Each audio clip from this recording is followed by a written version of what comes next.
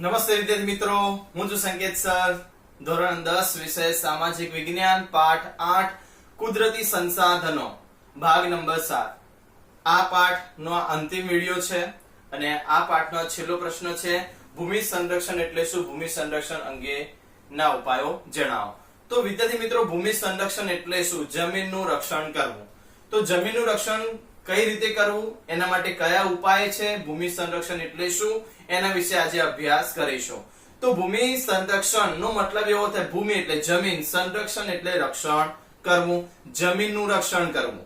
ટૂંકમાં માટીના કણો એક જગ્યાએ જકડાઈ રહે એના માટે જમીનનું રક્ષણ કરવું જરૂરી છે.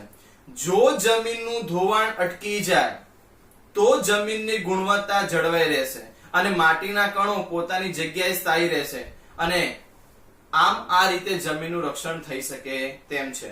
જમીન સંરક્ષણ વિશે વિગતે જુઓ કે ભૂમિ સંરક્ષણ એટલે શું? જમીનનું ધોવાણ રોકીને જમીનની ગુણવત્તા જાળવવી. એટલે એવું થાય, મતલબ કે જમીનનું રક્ષણ કેવી થાય? જો જમીનનું ધોવાણ અટકાવવામાં આવે તો જમીન સંરક્ષણ શક્ય બને છે. કેવી રીતે? જો જમીનનું ધોવાણ થાય તો માટીના કણો એક સ્થાનથી બીજા સ્થાને જશે એટલે ઉપજાઉમાંથી બિનઉપજાઉ બનશે, ઉપયોગીમાંથી બિનઉપયોગી જમીન બનશે.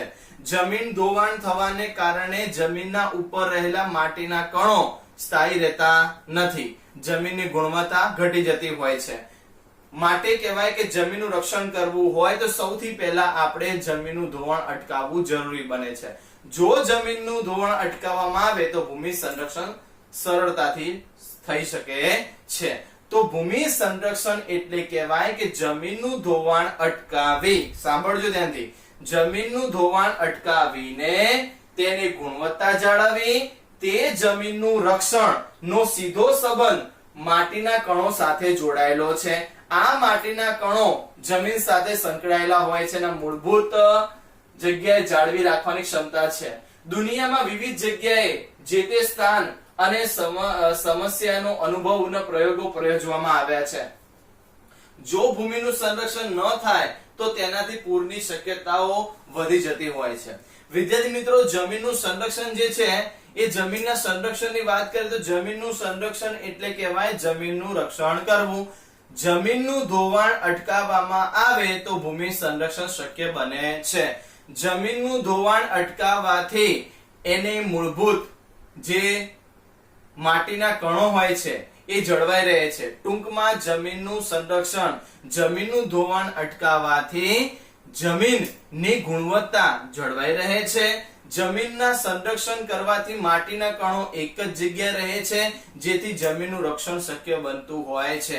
આમ કહેવાય વિશ્વમાં ઘણા બધા દેશો છે, ઘણા બધા ભારત દેશના અંદર અલગ અલગ રાજ્ય છે, તો દરેક જગ્યાએ દરેક સ્થાને અલગ અલગ જમીન જોવા મળતી હોય છે, પણ એ જમીનના અંદર જમીનનું ધોવાણ થતું જોવા મળતું હોય, પણ જમીનનું રક્ષણ કરવું એ દરેકની આપણી ફરજ ગણાતી હોય છે. તો જમીનનું રક્ષણ કરવા માટે આપણે કેટલાક ઉપાયો અહીં આપ્યા છે, તમે જોઈ શકો છો.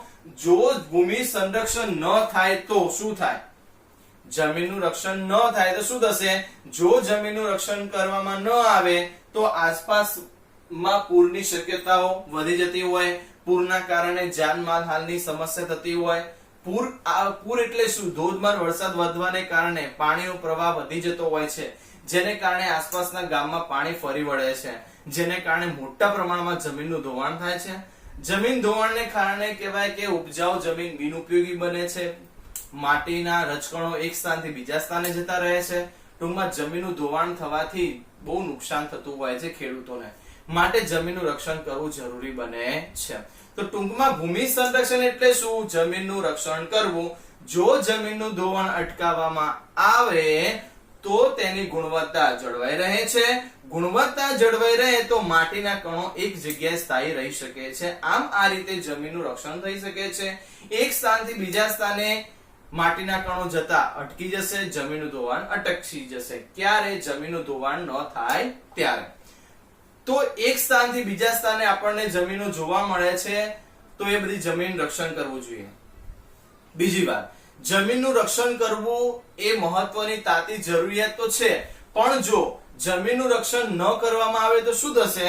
જો જમીનનું રક્ષણ કરવામાં ન આવે તો કહેવાય પૂરની સમસ્યા બને છે, એટલે કે આસપાસના ગામડામાં પાણી ફરી વળે, જેને કારણે જાનમાલ હાનિ પણ થતી હોય છે અને ખેડૂતોને ભારે પાકમાં, કૃષિમાં, પ્રવૃત્તિમાં બહુ ભારે નુકસાન થતું હોય છે. ખેતી કરવામાં ઘણી મુશ્કેલીઓ નડે છે. ટૂંકમાં કહેવાય કે જમીનનું રક્ષણ કરવું એ ખૂબ મહત્વની જરૂરિયાત છે.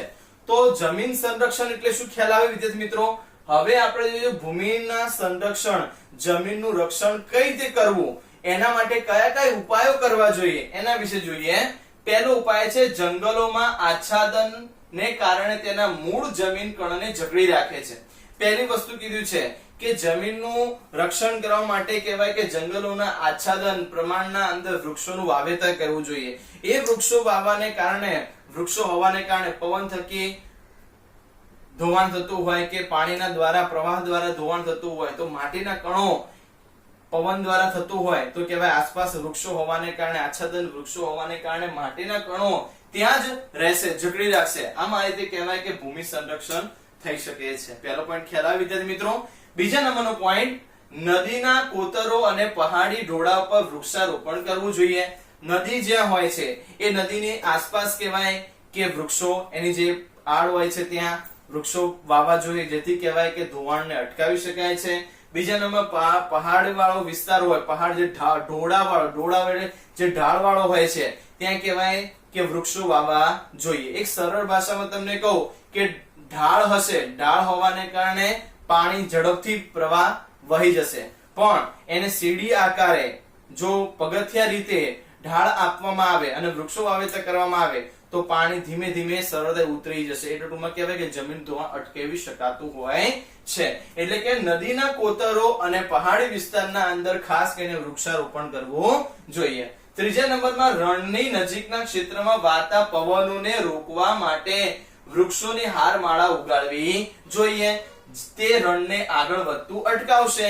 એટલે રણ વિસ્તાર જે છે એ રણ વિસ્તાર પહેલાથી શુષ્ક હોય છે, ત્યાં વૃક્ષો હોય છે. વૃક્ષો હોવાને કારણે જમીનનું ધોવાણ અટકાવે છે. પણ આ મુદ્દામાં એવું કહેવા માંગે છે કે રણ વિસ્તાર હોય છે, જે ક્ષેત્રમાં રણ વિસ્તાર હોય તેવા ક્ષેત્રના અંદર વધુ પ્રમાણમાં વૃક્ષો વાવવા જોઈએ, જેથી પવન થકી જે જમીનનું ધોવાણ થાય છે એના જે માટીના કણો ઉડતા હોય છે એટલા જગ્યામાં સ્થાયી અને જળકડી રહેશે. આમ આ રીતે કહેવાય કે રણ વિસ્તારમાં વૃક્ષોનું વધારે પ્રમાણમાં વાવેતર કરવાથી રણ વિસ્તારના અંદર જમીનનું ધોવાણ અટકી શકે છે અને રણને આગળ વધતું અટકાવી શકાય છે. નદીઓને પૂરને અન્ય નદીઓમાં વાળીને સૂકી નદીઓને ભરી અંકુશમાં લેવી જોઈએ.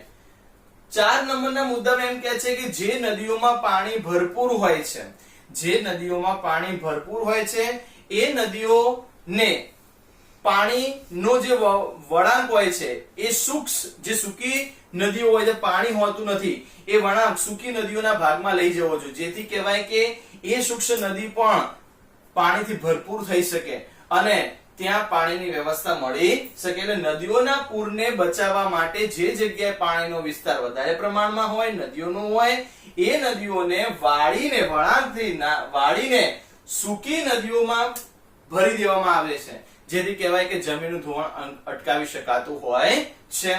5 નંબરના મુદ્દામાં એમ કહે છે અનિયંત્રિત રણથી પહાડોની જમીનનું સ્તર ઢીલું પડે છે, તેને અટકાવવું જોઈએ.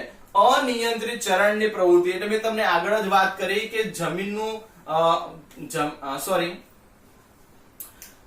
ધોવાણ આગળ વાત કરી કે જમીન ધોવાણને અટકાવવા માટે પશુચારણ પ્રવૃત્તિ પર નિયંત્રણ લાવો. એ જ વસ્તુ અહીં કીધી છે કે પહાડી વિસ્તારમાં જે ચરાણ પ્રવૃત્તિ થઈ રહી છે એ ચરાણ પ્રવૃત્તિને નિયંત્રણમાં લાવવું જોઈએ, જેથી પણ અટકાવી શકાતું હોય છે. ક્ષિતિજ નીચાણવાળા ભાગમાં સમાંતર ખેડે સીડીદાર ખેતરો જેવી પદ્ધતિઓ અપનાવવી જોઈએ. જમીનનું ધોવાણ અટકાવવા માટે, ભૂમિ સંરક્ષણ માટે ખાસ પ્રમાણમાં આ પદ્ધતિ બહુ જ ઉપયોગી બને છે. ક્ષિતિજ સમાંતર પ્રમાણમાં વ્યવસ્થા કરવી જોઈએ. સીડી ખેતરો તમે જોયું હશે વિદ્યાર્થી મિત્રો કે આપણે સીધો રસ્તો હોય, સીધા રસ્તા પાણી નાખો સરળતાથી પાણી ઠલવાઈ જશે. ઉપરથી પાણી તમે નાખશો નીચે તો પાણીનો ધોધ સીધો નીચે પડશે. તમે જોયું હશે કે ફ્લેટના અંદર, ઇમારતના અંદર જે પાણીનો પાઇપ હોય છે એ પાઇપ માંથી પાણી પડે સીધું જમીન પડશે તો જમીનમાં ખાડા જેવું પડી જશે, ટૂંકમાં એ માટીના કણો ધોવાઈ ગયા. ખ્યાલ આવે છે? એટલે કે એ ભાગના માટીના કણો હટી ગયા. એટલે આ રીતે કરીએ તો જમીનનું ધોવાણ વધારે પ્રમાણમાં થતું હોય છે. તો એને રોકવા માટે શું કરવું જોઈએ? બીજી રીતે તમને કહો, આ ઉદાહરણ ખ્યાલ આવ્યો? તો હવે આપણી જે સીડી હોય છે, ફ્લેટની જે સીડી હોય છે, એ સીડીમાં તમે એક ડોલ પાણી નાખશો તો શું થશે? પાણી ધીમે ધીમે સરળતાથી સરકીને નીચે ધીમી ગતિથી જશે. પાણીના પ્રવાહની ગતિ કેવી છે?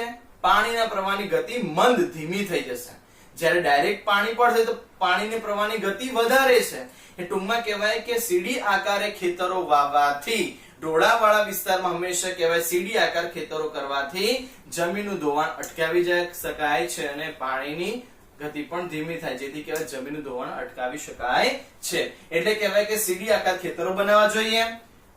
આ બધી પદ્ધતિ આપણે કઈ પદ્ધતિ? ક્ષિતિજ સમાંતર ખેડે સીડીદાર ખેતરો પદ્ધતિ અપનાવવી જોઈએ. ફળદ્રુપતા ગુમાવી બેઠેલી જમીનમાં પુનઃ સેન્દ્રિય પદાર્થોનું ઉમેરણ કરવું જોઈએ.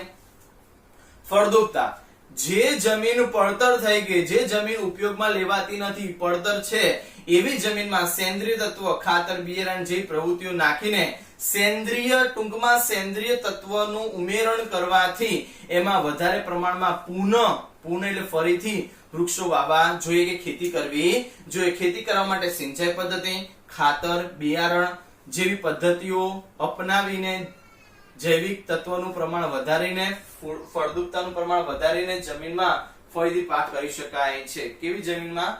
પડતર જમીનમાં આ રીતે પાક કરી શકાતો હોય છે. ટૂંકમાં ભૂમિ સંરક્ષણ એટલે શું? ભૂમિ સંરક્ષણ અંગેના ઉપાયો જોયા. આમ ઉપરયુક્ત ઉપાયો કરવાથી જમીનનું સંરક્ષણ કરી શકાય છે. જમીનનું સંરક્ષણ આજની તાતી એટલે મહત્વની જરૂરિયાત છે.